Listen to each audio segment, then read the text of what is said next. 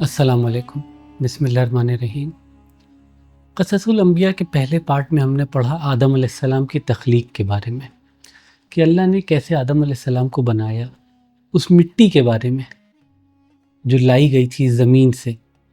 اس آسمان پہ گئی جہاں پر اللہ نے تخلیق کری آدم کی۔ وہاں پر فرشتے موجود تھے، ابلیس بھی موجود تھا، سب نے دیکھا ایک الگ سی مخلوق۔ اس میں ایسا کیا خاص تھا جو فرشتوں سے اس کے آگے سجدہ کرنے کو کہہ دیا گیا؟ اس کے بعد ہم نے یہ بھی جانا کہ کیسے ایک ایلین آدم علیہ السلام اس زمین پر آتے ہیں۔ ایلین اس لیے کیونکہ وہ اس زمین کے تھے ہی نہیں، وہ تھے جنت کے، انہیں بنایا وہاں گیا، پھر اس زمین پہ بھیجا گیا۔ جیسے کوئی بھی ایلین دوسرے پلینٹ سے، دوسرے یونیورس سے اگر آتا ہے اس زمین پہ تو۔ اب ہم آگے پڑھیں گے جو اصل سوال ہے کہ آدم اور حوا جب انہیں بنایا جنت میں گیا تو یہ زمین تک آئے کیسے؟ اور اس بات کو آگے بڑھانے سے پہلے ہمیں ایک چیز پہ غور کرنا پڑے گا، وہ ہے پہاڑ۔ پہاڑ ایک بڑی ہی حیرت انگیز چیز ہے اللہ نے جو بنائی ہے۔ پہاڑ صرف کچھ زمینی چیزیں نہیں ہیں بلکہ ان کی روحانی اہمیت بھی ہے۔ مثلا قرآن کی سب سے پہلی وحی جو نازل ہوتی ہے رسول اللہ صلی اللہ علیہ وسلم پہ، وہ ایک پہاڑ جبل نور کی جو غار ہیرا گفا تھی اس میں ہوتی ہے۔ اسی طریقے سے جب موسیٰ علیہ السلام کو توریت دینے کے لیے اللہ تعالیٰ بلاتے ہیں تو کوہ طور پہ بلاتے ہیں، ایک پہاڑ پہ۔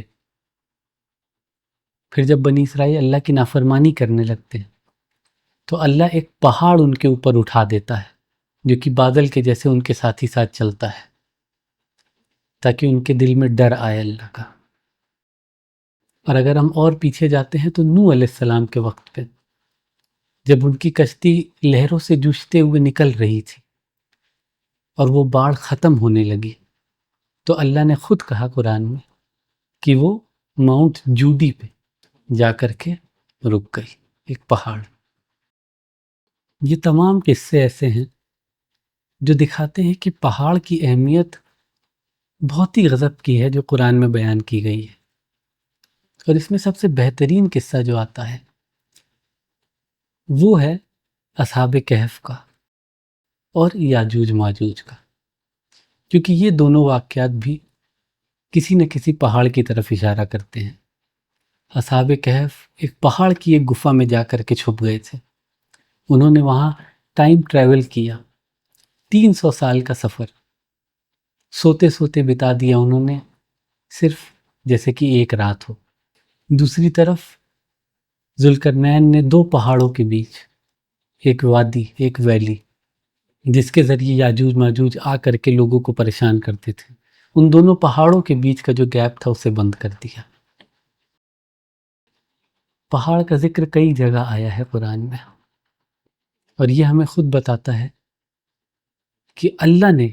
کتنی امپورٹنس دی ہے پہاڑوں کو۔ اور پہاڑوں کا ایک قصہ اور وہ ہے ابراہیم علیہ السلام کا۔ سورۃ البقرہ میں آتا ہے کہ جب ابراہیم علیہ السلام کو تھوڑا سا اپنے دلی اطمینان کے لیے جاننا تھا کہ اللہ مرنے کے بعد زندگی کیسے دیتا ہے، تو اللہ نے انہیں حکم دیا کہ آپ 4 چڑیا لیں، انہیں ٹرین کریں اور انہیں پھر بعد میں ذبح کر کے لے جا کر 4 الگ الگ پہاڑ کی چوٹیوں پہ رکھ دیں، اور پھر جب آپ آواز دیں گے تو وہ اڑتے ہوئے آ جائیں گے۔ اور ایسا ہی ہوا۔ اس سے ابراہیم علیہ السلام کو دلی تسلی مل گئی کہ اللہ اس طرح موت کے بعد زندگی دیتا ہے۔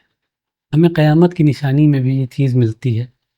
کہ جب دجال آتا ہے تو اللہ کے نبی صلی اللہ علیہ وسلم نے کہا کہ اس کے آتے ہی آپ کو پہاڑوں کی طرف رخ کرنا ہے، ان جگہوں پر جانا ہے جو اللہ نے محفوظ رکھی ہے، کیونکہ آپ شہروں میں ہوں گے، لوگوں کے بیچ ہوں گے تو وہ آپ کو انفلوئنس کر کے آپ سے شرک کروا سکتا ہے۔ اللہ کے نبی نے منع کیا کہ جا کر کے کوئی بھی اسے کنفرنٹ نہ کرے، اس سے بحث کرنے آپ کو نہیں جانا، آپ کو اس سے دور جانا ہے پہاڑوں کی طرف۔ اور دوسری طرف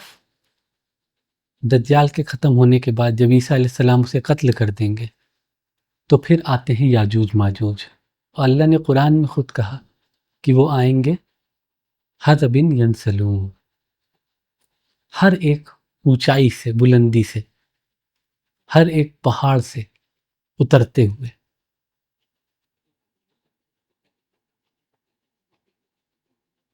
اور اس کے بعد بھی جب عیسیٰ علیہ السلام اپنے لوگوں کے ساتھ ہوں گے، وہ بھی ان سے لڑنے نہیں جائیں گے، وہ پہاڑوں کی طرف جائیں گے، ایک غار میں جائیں گے، وہاں جا کر کے چھپیں گے، اللہ کی پناہ لیں گے وہاں۔ تو پہاڑوں کی اہمیت کچھ ایکسٹرا آرڈینری ہے اللہ کی نظر میں، اور یہی وجہ ہے کہ آدم علیہ السلام کو جب پہلی بار اتارا گیا اس زمین پہ تو انہیں بھی ایک پہاڑ پہ ہی اتارا گیا، اور یہ ایسا پہاڑ ہے جو بہت ہی پاپولر ہے، لوگ اسے آدم کے نام سے ہی جانتے ہیں۔ سری لنکا کا یہ پہاڑ،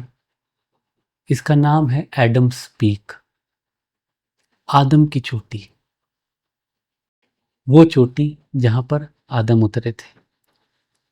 جہاں پر یہ بھی کہا جاتا ہے کہ آدم کے قدموں کے نشان ہیں، ایک بہت ہی بڑا سا پیر کا نشان جو یہ دکھاتا ہے کہ یہاں پہ کوئی ایک ایسی مخلوق اتری تھی جو ہم جیسی نہیں تھی، جس کا قد ہم سے کئی زیادہ گنا بڑا تھا۔ اگر آپ نے کائنات کے راز سیریز دیکھی ہے پوری، تو اس میں ایک ویڈیو تھا میرا جو تھا 7 زمینیں مختلف سیولائزیشن میں،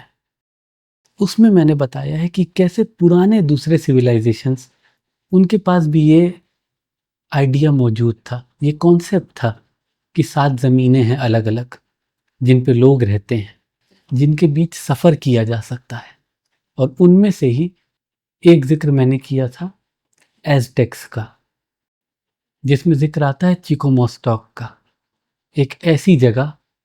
جہاں سے تمام انسان آئے ہیں، اور وہ کیسے آئے ہیں؟ غار کے ذریعے، گفا کے ذریعے، گفا جو 7 الگ الگ زمینوں سے کنیکٹ ہوتی ہے، اور وہ گفا کہاں ہے؟ ایک پہاڑ میں، ہر زمین پہ ایک پہاڑ جس میں وہ گفا کنیکٹ ہوتی ہے، لوگ سفر کرتے ہیں ان زمینوں کے بیچ۔ تو پہاڑ صرف وہی کے لیے نہیں بلکہ ایک کنیکشن بناتے ہیں اس زمین کا آسمان سے اور تمام دوسری زمینوں سے بھی، ایک پل کی طرح کام کرتے ہیں، یا پھر آپ اسے انگلش میں کہہ سکتے ہیں ایک پورٹل جیسے کام کرتے ہیں۔ سورۃ المعارج میں اللہ تعالیٰ نے خود کہا ہے کہ فرشتے اور روح اس کی طرف چڑھتے ہیں ایک دن میں جو ہمارے 50,000 سال کے برابر ہے، یعنی اگر ہم اس راستے کو سفر کرنے کی کوشش کریں گے تو 50,000 سال لگیں گے، لیکن فرشتے صرف ایک دن میں اس سفر کو پورا کر سکتے ہیں، اور یہی کام روحیں بھی کر سکتی ہیں، جیسا کہ اللہ نے ہمیں خود بتایا قرآن میں کہ موت میں اور سونے میں صرف اتنا فرق ہے کہ جب سوتے ہیں تو اللہ ہماری روح واپس دے دیتا ہے اور ہم اڑ جاتے ہیں، لیکن جب اللہ فیصلہ کرتا ہے کہ روح واپس نہیں دینی ہے تو پھر وہ موت ہو جاتی ہے۔ اللہ بھی بتاتا ہے کہ کچھ پورٹل یا وارم ہول، کوئی ایسے راستے جو آسان کر دیتے ہیں فرشتوں کے لیے اور ہماری روح کے لیے کہ یہ سفر کر سکے آسمانوں کے بیچ۔ ان وارم ہولز کو آئنسٹائن روزن برج بھی کہا جاتا ہے، ایک ایسا راستہ جو کسی بھی ڈسٹینس کو چھوٹا کر دیتا ہے، ایک شارٹ کٹ بنا کے دے دیتا ہے ہمیں، جیسے کہ پہاڑوں کی وہ گفائیں جو اس سفر کو آسان کر دیتے ہیں، چھوٹا کر دیتے ہیں، جہاں پہ وقت کا کانسیپٹ چینج ہو جاتا ہے۔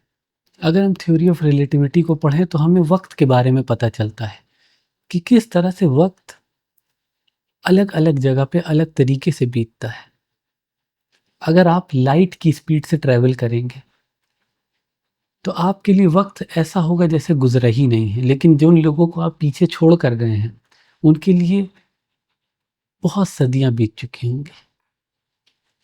اور یہی کیس ہے آدم اور حوا کا، جب انہیں زمین پر بھیجا گیا آسمانوں سے، جنت سے اترتے ہوئے جب اس زمین پر آئے تو ایک پورٹل، ایک وارم ہول کے ذریعے ہو سکتا ہے کہ وہ آئے ہوں، جس نے کہ ان کے لیے ایک شارٹ کٹ کریٹ کر دیا آسمان سے زمین کا سفر کرنے کے لیے۔ اور اس کا فائدہ کیا تھا کہ وہ جس فارم میں تھے، جس قد کے تھے، 60 ہاتھ لمبے آدم علیہ السلام اور حوا علیہ السلام، وہ ویسے کے ویسے ہی زمین پہ اترتے ہیں، اور اس کے ساتھ ان کی جو عمر ہے وہ بھی وہی رہتی ہے جو وہاں پر تھی، اسی ایج کے ساتھ وہ اترتے ہیں۔ انہیں وہ 50,000 سال کا سفر نہیں کرنا پڑتا، جیسے کہ 2 ایلینز جن کو ایک زمین پر بھیجا گیا کہ اس کو پاپولیٹ کرنا، اس زمین کو گورن کرنا، یہاں پر حکومت کرنا، یہاں پہ خلافت قائم کرنا، اپنی اولاد کے ذریعے اس زمین پہ اللہ کا دین پھیلانا، یہ تمام کام کے لیے 2 ایلینز کو بھیجا گیا اس پلینٹ پہ، آدم اور حوا۔ سورۃ الاعراف میں اللہ تعالیٰ فرماتے ہیں کہ نکل جاؤ تم دونوں یہاں سے، یعنی آدم اور حوا اور ابلیس کو بھی کہا گیا، اور ایک دوسرے کے دشمن ہوگے تم زمین پہ کچھ مدت کے لیے، کیونکہ اللہ نے پہلے ہی بتا دیا آدم کو کہ آپ لوگ جائیں گے زمین پہ، اور ایک لمیٹڈ وقت کے لیے آپ کی زندگی ہوگی، پھر آپ کو موت آئے گی اور آپ کو واپس یہاں آنا ہے۔ تو آدم علیہ السلام اس علم کے، اس نالج کے ساتھ اس زمین پر اترے کہ یہاں کی زندگی ہمیشہ کی نہیں ہے۔ آدم علیہ السلام نے توبہ کری اللہ سے، انہوں نے دعا کری کہ اللہ میں نے خود پہ ظلم کیا ہے، اور اللہ نے پھر ان کی توبہ قبول کری۔ امام طبری کہتے ہیں اس چیز پہ کہ زمین کی دنیا آدم علیہ السلام کے لیے ایک نئی شروعات جیسے تھی، ایک ایلین ورلڈ، ایک ایسی جگہ جو انہوں نے پہلے کبھی نہیں دیکھی تھی، اور ان کے لیے سروائیول سب سے امپورٹنٹ چیز ہوئی یہاں پر۔ یہاں کے جانوروں کے بیچ رہنا، یہاں کا کلائمیٹ چینج دیکھنا، کبھی بارش ہو رہی ہے، کبھی برف پڑ رہی ہے، کبھی اتنی شدت کی گرمی۔ آدم علیہ السلام جو کہ جنت میں رہتے تھے، وہاں پہ ساری خواہشیں ان کی پوری ہوتی تھی صرف سوچ لینے سے، محض کہ انہیں کیا چاہیے، ہر طریقے کی چیزیں ان کو مہیا تھی وہاں پہ۔ لیکن اس زمین پہ آتے ہی ایک سٹرگل شروع ہو گیا، حفاظت کرنا اپنی خود کی، اپنی اولاد کی، اپنی وائف کی، جانوروں سے، بیماریوں سے، کسی طریقے کے نیچرل ڈیزاسٹر سے۔ کہا جاتا ہے کہ آدم علیہ السلام جب اس زمین پر آئے تو وہ بڑے ہی سیڈ تھے، بہت ہی افسوس میں تھے، اور جب رات ہوتی ہے تب آدم علیہ السلام کے دل میں ڈر آ جاتا ہے کہ یہ کیا ہو گیا، کیونکہ جنت میں کبھی رات کا کانسیپٹ نہیں تھا، کیونکہ وہاں وقت کا ہی کانسیپٹ نہیں ہے۔ اور اس رات کو دیکھ کر کے جب خوف آتا ہے آدم علیہ السلام کے دل میں، تو وہ اللہ سے دعا کرتے ہیں، اور اس دعا کے بدلے جب پھر صبح ہوتی ہے اور فجر کا وقت آتا ہے تو آدم علیہ السلام اللہ کی عبادت میں لگ جاتے ہیں، خوشی سے اللہ کا شکریہ ادا کرنے، اور پہلی بار وہ فجر کی نماز پڑھی جاتی ہے۔ آدم اور حوا کے پاس فرشتے آتے تھے اللہ کی طرف سے علم لے کے اس زمینی زندگی کو کیسے جیا جائے، اس میں اپنی پریشانیوں سے کیسے نپٹا جائے۔ جب آدم اور حوا نے جنت میں وہ پیڑ سے پھل کھا لیا جس سے اللہ نے منع کیا تھا کھانے کو، تو ہم سب نے پڑھا ہے قرآن میں کہ کیسے انہوں نے پتوں سے اپنے آپ کو ڈھکنا شروع کر دیا، جنت کے وہ پتے۔ لیکن جس طرح جنت میں بنی ہوئی مخلوق آدم اور حوا اس زمین پر جب آتے ہیں تو ان کی وہ امورٹیلٹی ختم ہو جاتی ہے،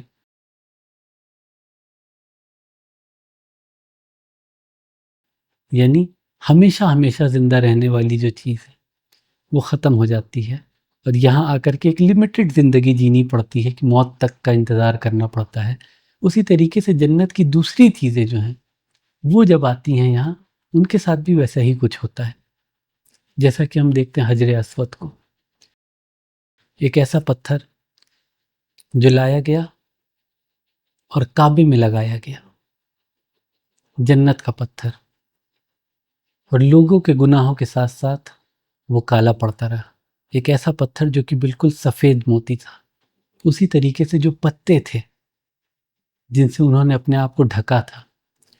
وہ بھی دھیرے دھیرے کر کے خراب ہونے لگے، کیونکہ اس زمین پہ آ چکے تھے۔ یہاں کے ایٹماسفیئر، یہاں کے ایکو سسٹم میں وہ اب سروائیو نہیں کر سکتے تھے ویسے جیسے کہ جنت میں کرتے۔ اسی طریقے سے جیسے کہ ہم اس زمین پہ ایک لمیٹڈ وقت کی زندگی بتاتے ہیں، لیکن جب جنت پہنچیں گے تو وہاں پہ ہمیشہ ہمیشہ رہیں گے۔ اور جب وہ پتے یہاں خراب ہونے لگے تو پھر فرشتے آتے ہیں اور آدم اور حوا کو سکھاتے ہیں کپڑے کیسے بنانے ہیں، کیسے وول نکالنا ہے بھیڑ سے، شیپ سے، چیزیں بنانی ہے پہننے کی، اپنی حفاظت کیسے کرنی ہے آگ جلا کر کے، اپنے آپ کو گرم کیسے رکھنا ہے۔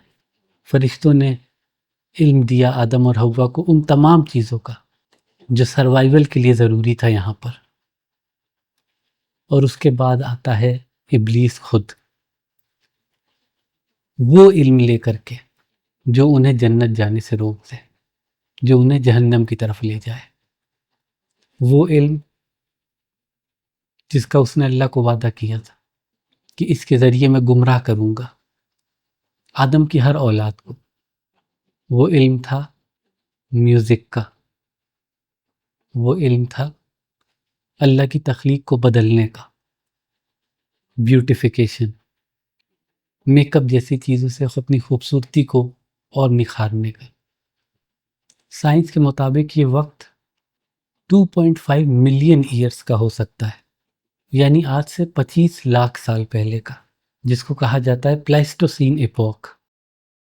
ایسٹ افریقہ کے رفٹ ویلی فوسلز جو ملے ہیں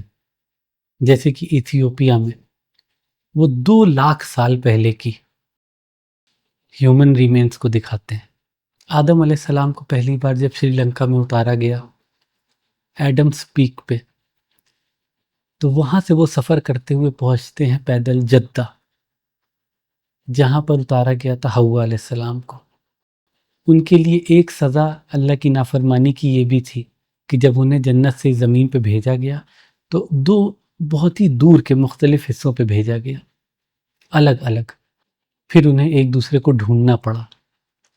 اور جب آدم علیہ السلام پہنچتے ہیں جدہ، اپنی وائف سے ان کی ملاقات ہوتی ہے، تو پھر اللہ کا شکریہ ادا کرنے کا انہیں ایک راستہ چاہیے کہ کس طریقے سے اللہ کی عبادت جو جنت میں ہوتی رہتی تھی، آسمانوں میں ہوتی تھی، فرشتے ہر وقت اللہ کی حمد بیان کرتے تھے، جس طریقے سے البیت المعمور ہے 7ویں آسمان پہ، اس کا چکر لگاتے ہیں 70,000 فرشتے، اور پھر اگلے دن وہ پلٹ کے نہیں آتے، اگلے دن 70,000 دوسرے نئے فرشتے آتے ہیں۔ اسی طرح سے آدم علیہ السلام نے اس زمین پہ البیت المعمور کی ایک ریپلیکا، اسی کی شکل میں ایک اللہ کی عبادت کے لیے بلڈنگ تیار کری، اور وہ تھا کعبہ، پہلا کعبہ جو کہ آدم علیہ السلام کے وقت میں بنا۔ آدم علیہ السلام نے خود اس کی بنیاد رکھی، اور وہاں پر طواف شروع ہوا، ویسا ہی جیسے فرشتے کرتے ہیں، اللہ کی عبادت شروع ہوئی۔ اور اس کے آگے جا کر آدم علیہ السلام کی اولاد آتی ہے۔ کئی سارے پہلو ہیں آدم علیہ السلام کی زندگی کے، جس کو ہم انشاءاللہ اگلی قسط میں کور کریں گے کہ آدم علیہ السلام کی لائف کیسی تھی، ان کی جو اولاد تھی وہ کون تھے، ان کی وفات کا قصہ، اور اس کے بعد دیگر جو انبیاء ایک کے بعد ایک آنا شروع ہوئے۔ لیکن اس قسط میں ہمیں ابھی تک یہ ضرور سمجھ میں آ گیا کہ آدم اور حوا ایک ایسی مخلوق ہیں جو اس زمین کے نہیں تھے، جنہیں اس زمین پہ بھیجا گیا ایک مقصد کے لیے، ایک پرپس سے، تاکہ وہ یہاں آ کر اللہ کی عبادت کر سکے، اور جتنی بھی پرانی مخلوق بیتی ہیں ان کے لیے ایک ایگزامپل سیٹ ہو جائے کہ اس طریقے سے مشکلات سے گزر کے اسٹرگل کرتے ہوئے بھی کوئی مخلوق ایسی ہے جو اللہ کا شکریہ ادا کرتے ہوئے گناہوں سے اپنے آپ کو بچا سکتی ہے، اور جس سے گناہ ہو جاتا ہے وہ آدم کے راستے پہ چلتی ہے اور اللہ سے توبہ کرتی ہے۔ اگلی قسط میں انشاءاللہ ہم پڑھیں گے کہ آدم علیہ السلام کا ذکر الگ الگ سویلائزیشن میں کیسے آیا ہے، کن ناموں سے آدم علیہ السلام کو جانا جاتا ہے، اور کیسے ہر ایک قدیم سویلائزیشن میں آدم اور حوا ایک پہلا جوڑا جو اللہ نے بنایا، ان کا ذکر آتا ہے۔ السلام علیکم۔